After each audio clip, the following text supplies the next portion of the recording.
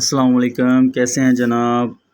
उम्मीद करता हूँ खैरियत से होंगे। मैं हूँ मोहम्मद वसीम और आप देख रहे हैं मेरा यूट्यूब चैनल इंजीनियर वसीम अमीन। आप भाइयों से एक छोटी सी रिक्वेस्ट है कि चैनल को सब्सक्राइब ज़रूर कीजिएगा, वीडियो अच्छी लगे तो लाइक ज़रूर कीजिएगा। और किसी किस्म का सोलर के हवाले से आपके जहन में कोई सवाल हो, आप सोलर सिस्टम लगवाना चाहते हो तो फिर भी आप रब्ता कर सकते हैं। नंबर भी आपके साथ शेयर कर दूँगा। सोलर में कोई फ़ाल्ट आ रहा है, कोई रहनुमाई चाहिए तो वो भी आपका मसला हल किया जाएगा। चलते हैं वीडियो की जानिब।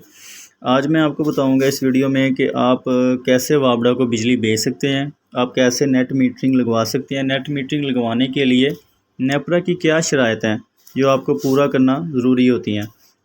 अगर आप नेट मीटरिंग लगवाना चाहते हैं तो आपको पता होना चाहिए कि आप जिस कंपनी से सोलर सिस्टम लगवा रहे हैं वो AEDP अप्रूव्ड कंपनी है।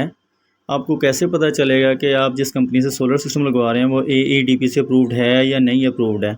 उसके लिए नेपरा ने एक वेबसाइट बनाई है जिसमें उसने तमाम कंपनीज़ जिनको उसने लाइसेंस जारी किए हैं AEDP कंपनी शो करवाई हैं कि इन कंपनी से आप नेट मीटरिंग करवा सकते हैं। वो आप इनकी वेबसाइट पे जाके AEDP.org पे जाके चेक कर सकते हैं कि आप किस किस कंपनी से नेट मीटरिंग करवा सकते हैं, कौन इसके अहल हैं जिनसे आप नेट मीटरिंग करवा सकते हैं। ये आप वेबसाइट पे कंपनीज जाके चेक कर सकते हैं।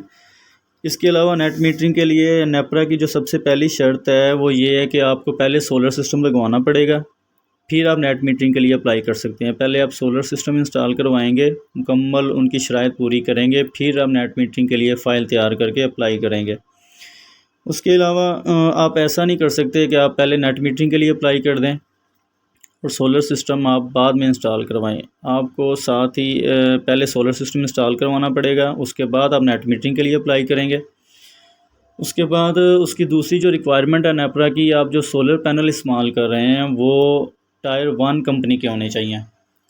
ठीक है, अच्छे ब्रांड के टायर 1 कंपनी के होने चाहिए। ये आपको पता है 5-6 जो मशहूर ब्रांड हैं जिनमें लोंगी है, कैनेडियन है, जिंको है, JA है, सनराइज़ है, इस तरह 5-6 ब्रांड जो टायर 1 कंपनीज़ में बनाते हैं पैनल्स, इनके पैनल इस्तेमाल करने हैं।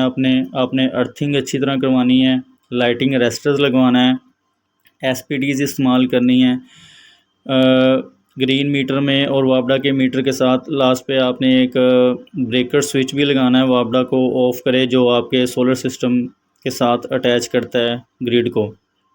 इसके अलावा आपका जो इन्वर्टर है वो एंटी आइसलैंडिंग होना चाहिए। एंटी आइसलैंडिंग इन्वर्टर का मतलब ये होता है कि अगर आप नेशनल ग्रिड से आपकी सप्लाई बंद हो गई है तो आपका सोलर इन्वर्टर भी ग्रिड में सप्लाई देना बंद कर देगा ऑटोमेटिकली, ताकि मेंटेनेंस के दौरान वापडा अगर वह मेंटेनेंस करता है लाइनों पे तो आपका इधर से इन्वर्टर सप्लाई उसे ना दे, जिससे उन्हें कोई नुकसान का ख़दशा ना हो। ये थी ज़रूरी शराइत जो नेपरा ने रखी हुई हैं नेट मीटरिंग के लिए। ये शराइत पूरा करना लाजमी है, फिर आपकी फ़ाइल कंप्लीट हो जाएगी और आप नेट मीटरिंग के लिए अप्लाई करेंगे। फिर विज़िट किया जाएगा वापडा की तरफ से, फिर आपका नेट मीटरिंग के लिए अप्लाई कर दिया जाएगा और आपकी फ़ाइल फारवर्ड कर दी जाएगी।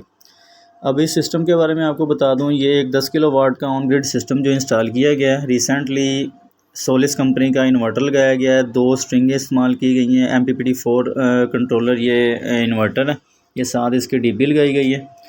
पैनल्स आपको मैं दिखा रहा था, ये 370 वाट के 32 पैनल इंस्टॉल किए हैं हमने कैनेडियन सोलर के, जिसकी 2 स्ट्रिंगें इस्तेमाल की गई हैं। ये आप देख भी सकते हैं 16-16 पैनल की 2 स्ट्रिंगें बनाई गई हैं। ये उसके साथ एक छोटा सिस्टम UPS के लिए लगाया गया 4 किलोवाट का, ये भी टेस्ला कंपनी का 48 वोल्ट में UPS के तौर पर लगाया गया, क्योंकि ऑन ग्रिड सिस्टम में जब ग्रिड बंद हो जाता है तो आपका सोलर भी काम करना बंद कर देता है। उसके साथ ये टेस्ला कंपनी का 4 किलोवाट का इन्वर्टर लगाया गया। ये देख सकते हैं आप, मैंने आपको बताया था SPTs लगाना लाजमी है नेट मीटरिंग के लिए।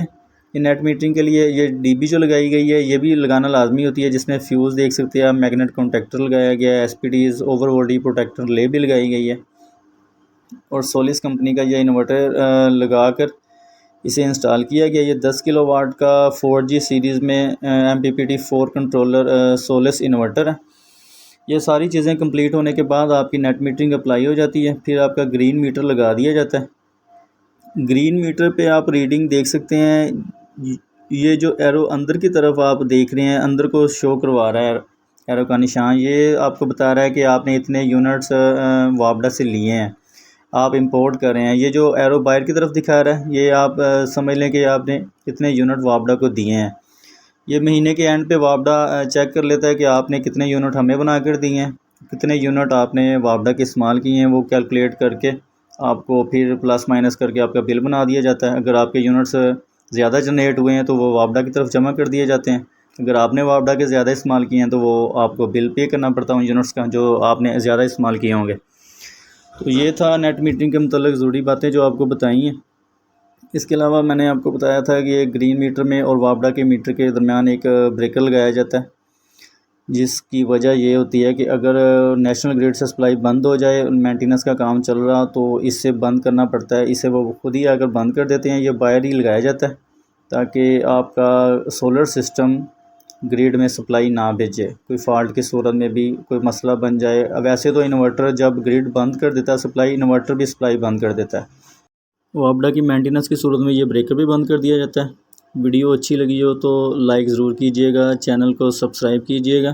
किसी किस्म का कोई सवाल हो या सोलर सिस्टम लगवाना चाहते हो तो आप रब्ता कर सकते हैं, सोलर सिस्टम भी इंस्टॉल कर दिया जाएगा। वीडियो देखने का बहुत शुक्रिया। अल्लाह हाफिज़।